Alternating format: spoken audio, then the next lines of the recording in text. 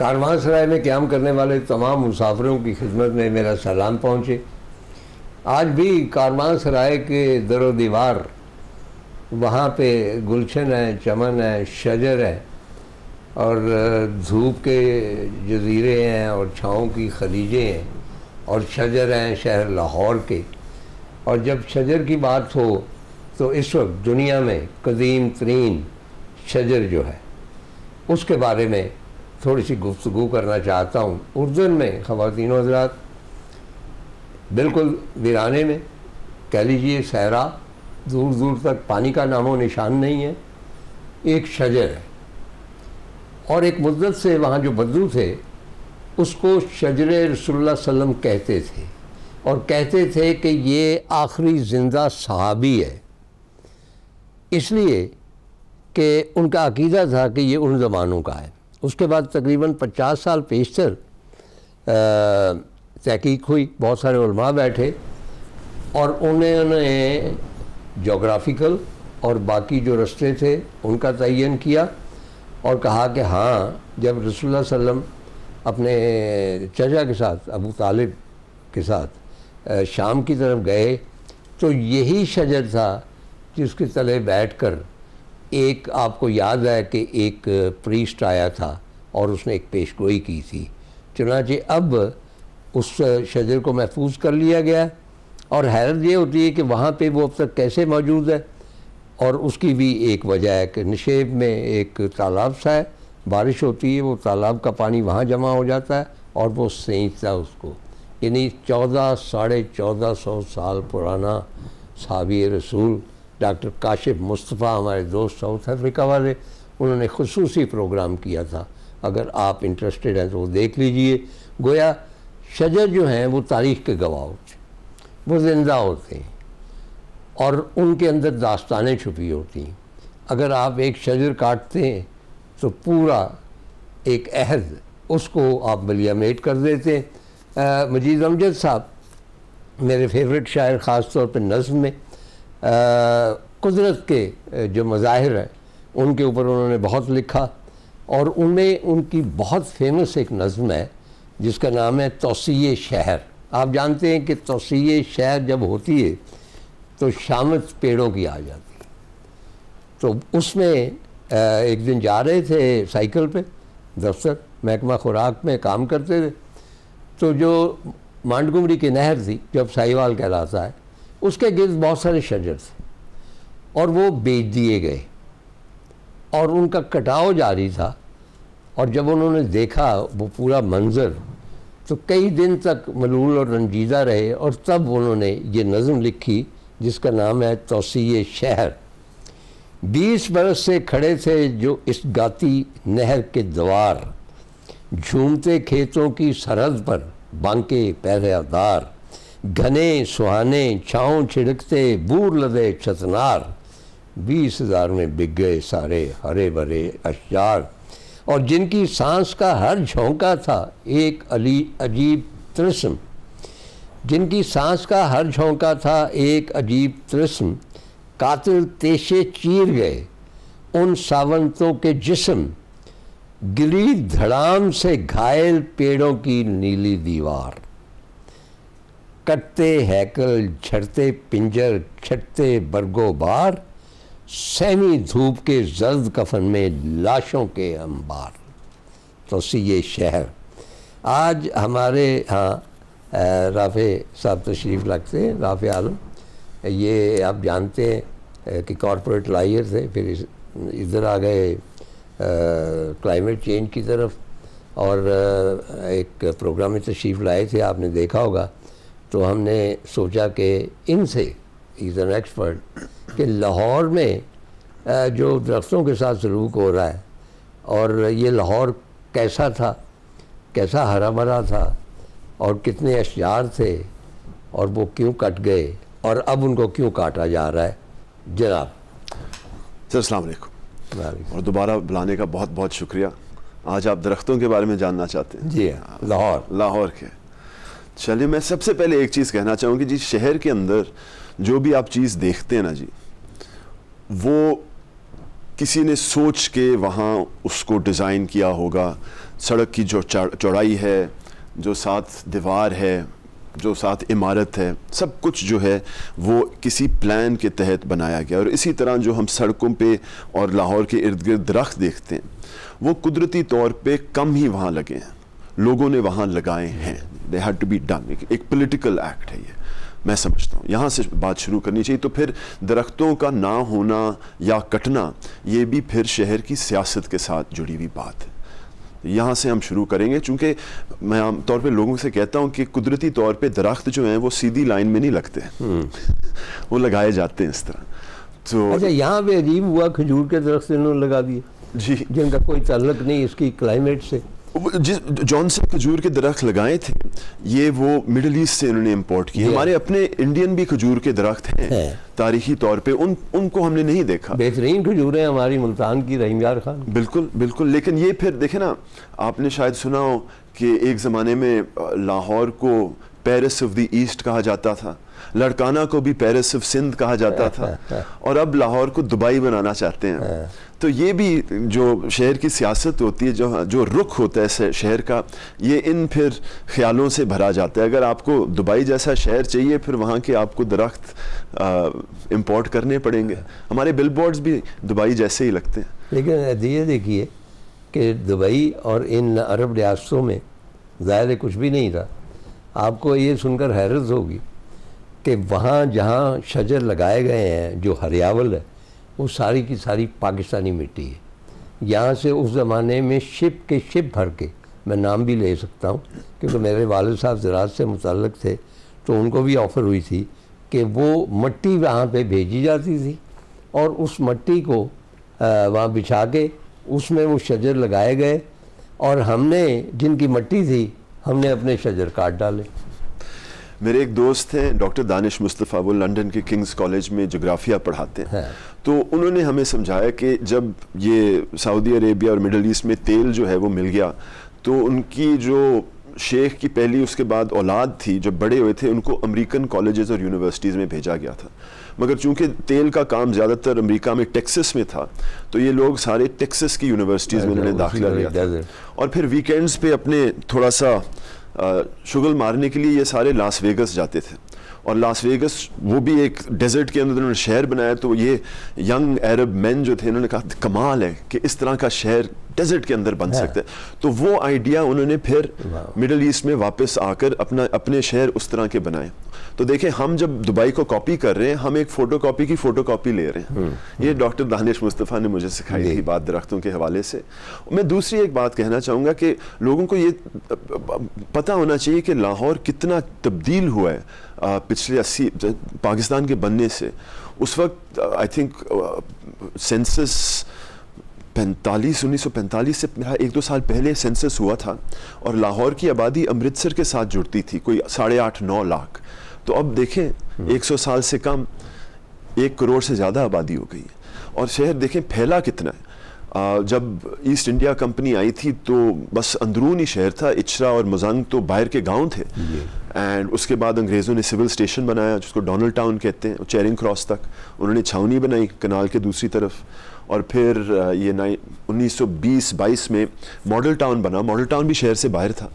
और हाँ, model town की दिलचस्प कहानी तार साहब कि जब ये साइट, एक खेमचंद वकील होते थे जिनका ये आइडिया था, वो ये पैट्रिक गेडिस, और जो वहाँ टाउन एंड सिटी प्लानिंग अंग्रेज़ों ने एक मुहिम चलाई थी शहरों के बारे में, उसको इम्पोर्ट करके यहाँ उसने एक डिज़ाइन बनाया। तो कहते हैं कि उन्होंने जब सर गंगाराम से मशवरा लिया, क्योंकि उन्होंने शादरा में बनाना था, तो सर गंगाराम ने कहा कि नहीं, वो फ्लडिंग का इलाका वहाँ ना बनाए, तो ये आपको लखपत जो नहीं, वो फ्लडिंग के इलाके में उन्होंने नहीं अलाउ किया, अब अलाउ कर दिया। अब देखें क्या हाल होगा, देख लें। उस वक्त उन्होंने कहा कि लाहौर की दूसरी तरफ एक इलाका है, ये रख कोत लखपत जंगल। वो अंग्रेज़ों के ज़माने में जो जंगल थे, हर डिवीज़न के अंदर जंगल था, ताकि उसकी लकड़ी जो है उनकी ट्रेन्स के अंदर, स्टीम लोकोमोटिव्स के अंदर इस्तेमाल की जाए। तो वो जंगल का इलाका जो है वो मॉडल टाउन सेलेक्ट किया गया। तो आजकल जो हाउसिंग सोसाइटियाँ कर रही हैं वो मॉडल टाउन से ही काम शुरू हुआ था। दरख्त कट के लोग बसाए गए थे।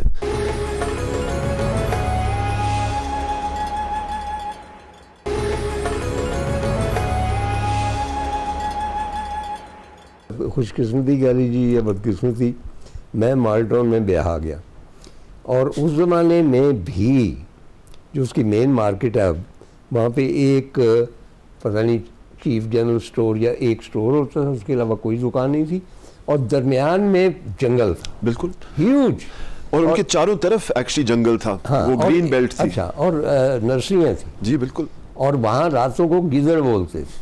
अच्छा, पूछना मैं ये चाहता हूँ कि ये जो जंगल कटे, और ख़ास तौर पे इन दिनों आप बड़े एक्टिव थे, अभी नहर के किनारे अभी मैंने मुजीद अमजद की नज़्म पढ़ी कि कोई मंसूबा बना और शजर काटने की मुहिम का आगाज़ हो गया।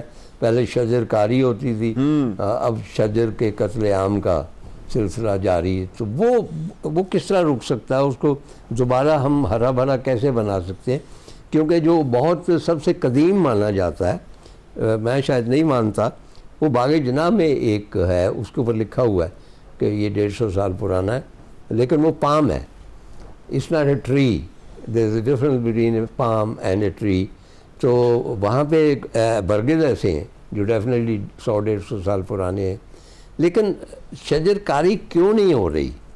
मतलब क्यों मज़ीद दरख्त नहीं लगाए जा रहे और बाकी काटे जा रहे? जो शहर हमारा फैला है ये 70-80 साल के अंदर, अब तो मॉडल टाउन भी शहर का हिस्से है, अब तो आपको कसूर तक आपको आबादी मिलेगी जिस तरह हमारे शहर फैल गए। तो ये जो हाउसिंग सोसाइटीज़ बनी हैं, जो हमारे शहरी निज़ाम और कवानीन हैं उनके मुताबिक जो रियल एस्टेट डेवलपर होता है उसको रकबे छोड़ने पड़ते हैं, इतने कमर्शियल के लिए, इतने रेजिडेंशियल के लिए 8-10% ग्रीन बेल्ट। तो इसलिए 8-10% की प्रिस्क्रिप्शन होती है, बाकी तो वो अपने पैसे कमाना चाहता है, जितने प्लॉट बेचे, लेकिन वो नहीं छोड़े जाते। वो दरख्त उतने ही लगेंगे जितने, जैसे मैंने कहा, दरख्त जो लगते हैं वो किसी सियासत से लगते हैं। जो हमारा अर्बन प्लानिंग के फिर कानून है, उनके अंदर जो डिज़ाइन दिया गया है शहर का, उसके अंदर दरख्त तो कम ही लगेंगे। नहीं तो आप जैसे वकील कब काम आएंगे? इधर उधर रोक लेते हैं जी, लेकिन जितनी तेज़ी से शहर फैला है और शहर के फैलने की वजह से दरख्त कटे, तो ये आप देखें, ये एक्चुअली प्रॉपर्टी डेवलपमेंट का एक्चुअली कॉज है। ये नहीं कि हम कोई दरख्त के दुश्मन हैं, हम प्रॉपर्टी के पीछे लालची हैं, उसके नतीजे में ये दरख्त कट रहे हैं। अगर हम अपना शहर मुख्तलिफ तौर से डिज़ाइन करें, अब देखें सर, मॉडल टाउन जब बना था तो वो भी पहली दफ़ा अंग्रेज़ों के स्टाइल के घर थे, वो फ्लश टॉयलेट्स थे, बाहर गार्डन्स थे। उससे पहले जो अंग्रेज़ों ने अर्बन प्लानिंग की थी लाहौर के अंदर, गवाल मंडी या कृष्ण नगर, ये सांडा का सारा इलाका था, ये तो 3-4 मंजिला अपार्टमेंट बिल्डिंग्स पे तस्वर थी। उससे फिर हट के ये मॉडल टाउन का डिज़ाइन आया था, और बाकी मैं समझता हूँ लाहौर का जो फैलना है वो वेस्टर्न डिज़ाइन के घरों के मुताबिक फैला गया है।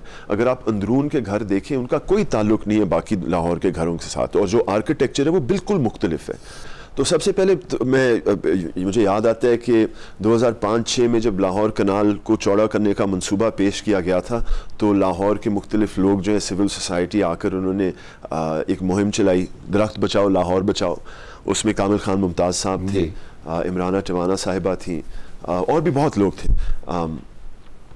नैयर अली दादा साहब थे, मैं वकील था। तो हमने जो मुहिम चलाई थी, एक तो अवेयरनेस थी, फिर हम हाई कोर्ट गए और हाई कोर्ट ने सुप्रीम कोर्ट तक पहुंचे, और सुप्रीम कोर्ट ने हुकूमत को हिदायत दी कि आप 4 ये लेन की सड़क ना बनाएं, आप 3 लेन की बनाएं, और बाकी जो है कनाल के इर्द गिर्द ग्रीन बेल्ट को कानून साजी के तहत महफूज करें। तो वो लाहौर कनाल हेरिटेज पार्क एक्ट जो है वो बनाया गया, और वो मैं समझता हूँ पूरा कनाल इस तरह बचा हुआ है एक किस्म का। दूसरा जो है एक जर्नलिस्ट हैं, उनका भी नाम अभी मुझे आएगा, वो मेरे साथ थे जब मैं पार्क्स एंड हॉर्टिकल्चर अथॉरिटी के बोर्ड पे बैठा करता था, वो वाइस चेयरमैन साहब थे। उन्होंने बहुत शजरकारी की है इधर फिरोजपुर रोड साइड पे, बहुत ज़्यादा। जब वहाँ की एक्सटेंशन हो रही थी, ये कोई 10-12 साल पहले, उन्होंने बहुत दरख्त लगाया, और PHA के कानून के अंदर उन्होंने एक तरामीम की कि अब अगर आप कोई दरख्त बग़ैर इजाज़त से काटेंगे तो आपके खिलाफ फिर कार्रवाई हो सकती है। ये सेक्शन 26 है PHA एक्ट का, कि उन्होंने उसको चेंज किया था। इफ्तिखार अहमद साहब जो जर्नलिस्ट हैं, उन्होंने ये काम किया था। मैं ये जो 3-4 लोग हैं, इन्होंने बहुत बहुत मेहनत की और बहुत काम किया लाहौर के दरख्तों को बचाने के लिए। लेकिन मैं मतलब मेरी ऑलमोस्ट छठी जमात से ऑनवर्ड माल रोड पे मैं रहता लक्ष्मीगंज, और वाइट जो है हाउस, जहाँ पे जमान पार्क जो है, जमान साहब वहाँ नहीं थे सब, लेकिन even then it was Zaman park, मेरे दोस्त से खबर जमान वहाँ रहते। तो मैं लक्ष्मी जंक्शन से पैदल फुटपाथ पे वहाँ पे घने दरख्त, उनकी छाँव में गर्मियों में गवर्नर हाउस तक पहुँचता था।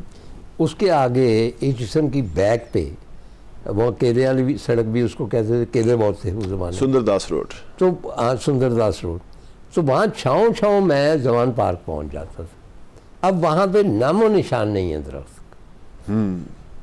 घर ही घर हैं, बड़े बड़े घर हैं, और लोगों ने अपने घरों के अंदर फिर ये मुख्तलिफ, और कहते हैं ना फॉरेन अपने गार्डन्स बनाए हुए हैं, जो फूल लाते हैं और दरख्त लाते हैं, वो फिर अपने नहीं होते ना, वो बाहर से लेकर आते हैं कोई यहाँ वहाँ से।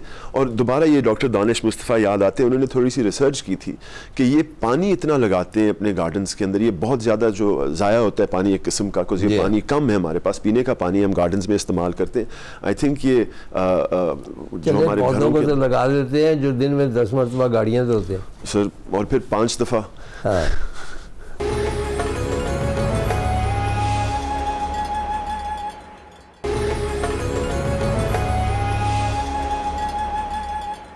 आप मतलब ज़ाहिर है कि लाहौर के बारे में बहुत कुछ जानते हैं। मैं आपकी राय जानना चाहता हूँ कि ये जो ऊपर एक बन गई जिसको कहते हैं दीवार बर्लिन, के तकसीम हो गया शहर, वो गाड़ी वाड़ी जो गुजरती है लंबे लंबे, और उन्होंने बाकायदा जो आइकॉनिक जगह थी, मतलब लक्ष्मी जो बिल्डिंग है ये लक्ष्मी चौक है, that was the hub of culture Lahore का, उसमें से गुजर रही है। उसके बाद चबुर्जी, वो तो लंबी कहानी है। तो जब कुछ थोड़ी सी बात होती है तो लोग कहते हैं जी आप तरक्की के खिलाफ। हाँ बिल्कुल, अच्छा गद्दार हैं आप। अच्छा, अब मुझे समझ नहीं आती कि बस मैं उर्मची गया हूँ सिंकियांग, वहाँ भी यही गाड़ी चलती है लेकिन वो सड़क पे ही चलती है। मैंने दुनिया के किसी बड़े शहर में क्या ये सवाल पैदा होता है कि जी आईफल टावर के ऊपर से इधर से गाड़ी जा रही है और उसका व्यू ब्लॉक कर रही है, या किसी और बड़े शहर का हवाला दे दें। आप बहुत सारे शहरों में गए होंगे, तो लाहौर का एक चेहरा जो बिगाड़ दिया गया, एक तो ये, दूसरा ये कि भाई मुझ जैसे पुराने बाबे तो रास्ता भूल जाते हैं। पहले हमें पता होता था कि नहर आ गई है, उसके बाद इचरा आएगा, फिर मजांग चौक आएगा, अब हम अंधेरे में सफ़र कर रहे हैं।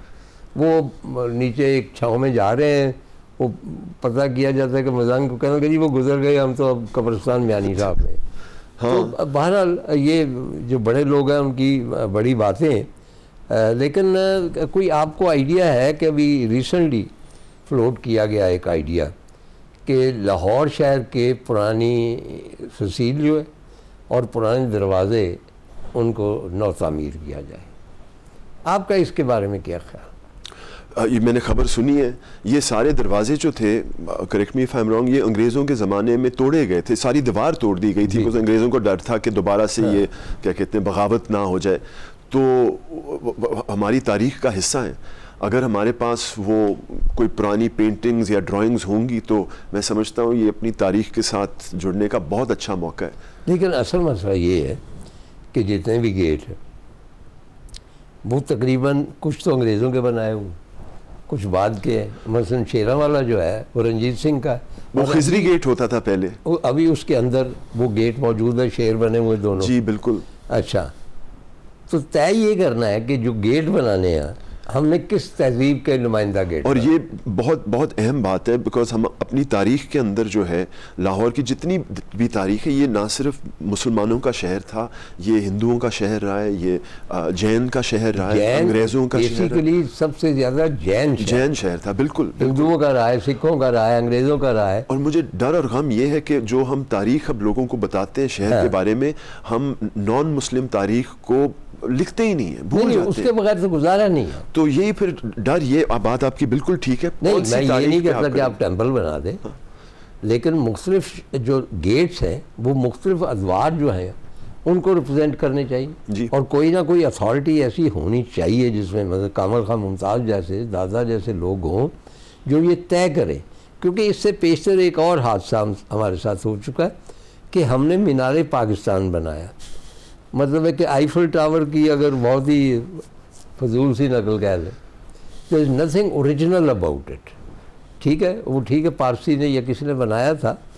तो मैंने तब भी अर्ज़ किया था कि अगर आपने टावर बनाना है, मीनार बनाना है, तो आप मोरक्को की किसी मस्जिद का मीनार देख लें, या जिराल्डा ऑस्ट्रेलिया में जिराल्डा टावर जो है वो राफी साहब, वो you be amazed to know कि अमेरिका में that Giralda tower is called the first skyscraper in the world. बिल्कुल, क्योंकि उसकी कॉपी में बनाए गए सारे, कम से कम 8 बिल्डिंगें ऐसी हैं अमेरिका में जो जिराल्डा टावर की कॉपी में बनाई गई हैं। तो आप वहाँ से कुछ ले लें, या जिस तरह कोई मसलन ये है अपना कोयटा में Serena, the way they have built it, बिल्कुल उसमें बलोच सकाफत नज़र आती है। बिल्कुल, तो चलिए कच्चा लगता मीनार बना दें जिससे हमारी जो रवायात हैं, जो कल्चर है, उसकी नुमाइंदगी हो। तो मैं उसको इसलिए हवाला दिया है कि मुझे ये ख़दशा है कि यहाँ भी वो दुबई वाले गेट बन जाने, बल्ब लगे होंगे, तस्वीरें नियॉन साइन हुआ है। मैंने कहीं पढ़ा था कि जब ये बने मीनार पाकिस्तान 60 की दहाई में बनाया जा रहा था तो 3-4 साल लगे थे उसकी तामीर के अंदर, और इसको जो फंड्स जो आए थे वो लाहौर रेस क्लब पे लोग घोड़ों पर जो गैम्बलिंग करते थे उस पर टैक्स लगाकर बनाया गया था। अच्छा, इसमें एक और इंटरेस्टिंग फैक्ट है कि बहुत माने गए मन्ने पर मन्ने जिनको कहते हैं पंजाबी में, दानिश्वर वहाँ मौजूद थे उसकी कमेटी में, जिसमें मुख्तार मसूद भी थे। तो इसका नाम यादगार पाकिस्तान था। फिर किसी आप जैसे बेवकूफ़ ने कहा कि भाई यादगार तो उस चीज़ की होती है जो नहीं है। Can you believe it? For a long time it was called यादगार पाकिस्तान।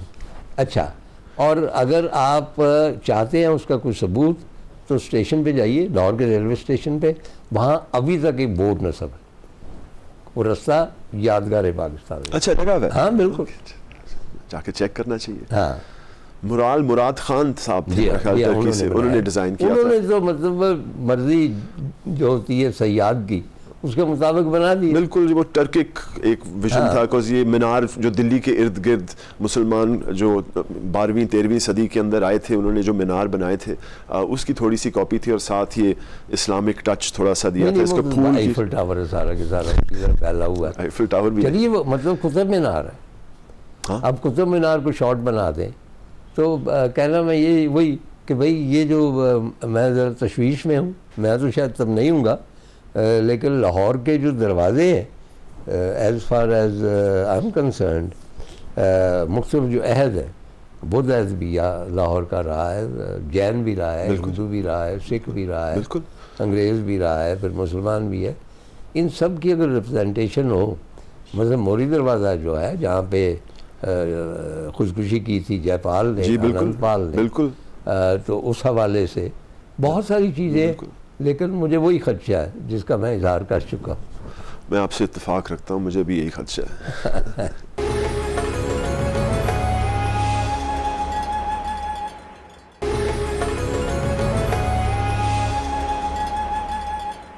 अच्छा, लोग घुड़सवार होते हैं, आप सुना साइकिल सवार थे, अब भी साइकिलिंग करते हैं? अब तो करना बहुत मुश्किल है जी। अच्छा, ऐसा है कि कोई 12-15 साल पहले हमने एक ग्रुप बनाया था क्रिटिकल मास लाहौर के नाम से, और उस वक्त मैं नया माहौलियाती कानून भी सीख रहा था, तो उससे ये पायदार जो है क्या कहते हैं मुस्तकबिल की सियासत थी, सस्टेनेबल ट्रांसपोर्ट, आप समझ लें। हमारे ग्रुप के अंदर ख़वातीन और बच्चे भी शामिल थे, तो उनको भी मौका मिलता था अपने शहर को जाकर देखने का, महसूस करने का। तो हम हर इतवार को निकला करते थे, कभी 20 लोग, कभी 70-80 लोग, कभी 100 लोग। यहाँ से हम ग्रुप तो गया हुआ है कसूर, यहाँ से हम एक दफ़ा इस्लामाबाद भी गए। एक्चुअली इस्लामाबाद से वापस आए थे, बिकॉज दैट्स डाउन हिल, काफ़ी आसान बनता है। इस्लामाबाद जाना थोड़ा सा मुश्किल है, आपको चढ़ना पड़ता है थोड़ा बहुत। तो ग्रुप चलता रहा, लेकिन ये पिछले 5-10 सालों के अंदर जो लाहौर के अंदर सिग्नल फ्री कॉरिडोर्स बना दिए गए, उसके नतीजे में साइकिल चलाना तो अब पागलपन है। मुझे तो एक वक्त याद है 20 साल पहले ये कंटोनमेंट स्टेशन के सामने सैकड़ों ये साइकिलें लगी होती थी। लोग वहाँ से उठ के काना जाते थे फैक्ट्री, और वहाँ काम करके वापस आके अपनी साइकिल पे घर वापस जाया करते थे। अब वहाँ आपको एक साइकिल नज़र नहीं आएगी। अच्छा, मुझे एक बात और याद आ गई, ये बुढ़ापे की वजह से बहुत याद आनी शुरू हो जाए। मेरी बेगम पढ़ी हुई है लेडी मैकलेगन स्कूल की, उसका ये कहना था कि आधी से ज़्यादा लड़कियाँ लेडी साइकिल पे आती थी और उनके लिए साइकिल स्टैंड था वहाँ पे। अब वो भी ख़त्म हो गया जी। मतलब साइकिल का ट्रेंड। बल्कि जो कामनी कौशल है बड़ी फेमस, अब भी वो जिंदा है, लाहौर की है। तो उन्होंने अपनी यादों में ये भी लिखा है कि सबसे ज़्यादा मुझे पसंद था लाहौर में साइकिल चलाना। अच्छा, साइकिल का कॉन्सेप्ट जो है आपको शायद याद हो कि हमारे बचपन में वो बाकायदा वो एक वर्दी होती थी, यानी एक 16 हैट होता था और उसके बाद वो पता नहीं क्या लगा के और वो बैठते थे, यहाँ भी क्लिप लगाते थे ताकि पाइंचे उसमें ना फंस जाए। बल्कि 1 साल पहले मुझे लगा कि वो साइकिल सवार पिछले 60-70 साल से लाहौर में साइकिल चला रहा है और उसे खबर नहीं हुई कि लाहौर बदल गया। लीगल चौक के करीब मैंने उसे देखा, वो उसी तरह ये 16 हैट पहना हुआ है, जा रहे थे। लेकिन जो खूबसूरती थी वो ये थी कि जिस तरह वो ट्रैफिक के इशारे दे रहे थे, यानी वो मुड़ना चाहते थे तो उन्होंने यूं यूं किया, फिर उधर से उधर जाना तो उन्होंने यूं किया, मतलब कि हाथ के इशारे से। हालांकि उस ज़माने में ट्रैफिक नहीं होती थी। अब मतलब एम्स्टर्डम, हम कहते हैं कि जी ज़माना बदल गया, तरक्की के ख़िलाफ़ है। एम्स्टर्डम में आप जाइए, यूरोप के बड़े शहरों में, वहाँ साइकिलें कतार अंदर कतार पड़ी हुई हैं। आप वहाँ से साइकिल हासिल करें, उसको सारे शहर में चलाएं, फिर किसी और जगह छोड़ दें, आपको कोई उसके पैसे नहीं देने पड़ेंगे। तो हमारे यहाँ तो ये एम्स्टर्डम और कोपेनहेगन जैसे शहर, अब लंदन भी और पेरिस भी अब साइकिलिंग शहर दोबारा बन चुके हैं। दूसरी जंग के बाद यूरोप में जो इंडस्ट्रियल कैपेसिटी थी वो ज़्यादातर ये ट्रैक्टर्स और गाड़ियों में लगानी शुरू कर दी इन्होंने, और उनके ये पुराने मिडीवल शहर हैं जो कि छोटी छोटी सड़कों वाले हैं, और 1-2 दहाई के अंदर by the 50s and 60s वहाँ ट्रैफिक एक्सीडेंट्स इतने हुआ करते थे। बच्चे जो स्कूल जाते थे वो गाड़ी के नीचे आ जाते थे कि वहाँ के लोगों ने अपने मेयर को जो इलेक्ट किया था, ये अम्मियाँ जो थी नाराज़, उन्होंने जिस मेयर को इलेक्ट किया उसे कहा कि आप ये गाड़ियों को बैन करें।